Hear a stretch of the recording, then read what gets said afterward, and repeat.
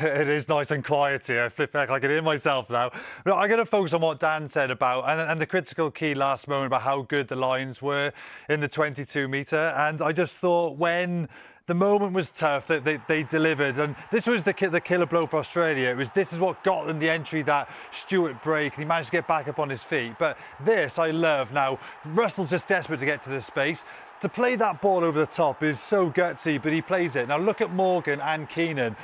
One great clear out. These are three great clear outs in a row. Look at Owen Farrell highlighted. Sprints in.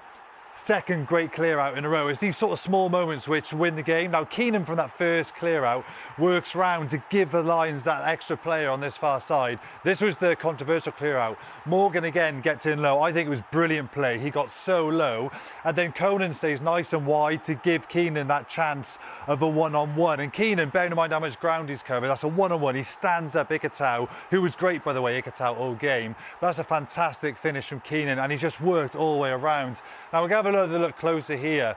Morgan has to try and get under him. I think that is brilliant. That is so hard to get a player so low to the ground, and Tizano's great over the ball. I'm glad the referee didn't buy him acting to try and get that penalty. It wasn't at all. I thought it was excellent clear out, but there was two great clear outs as you saw before that. So they're the small moments from the Lions.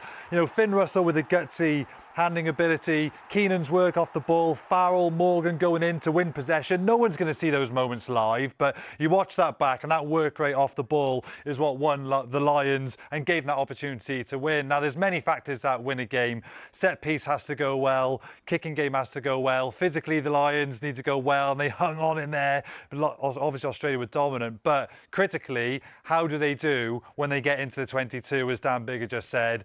And if you're anywhere above 4 points per entry on average, you're going to have a great chance to win the test match. And this backs it up. The Lions got into the 22. More often than not, they scored, and that was the difference.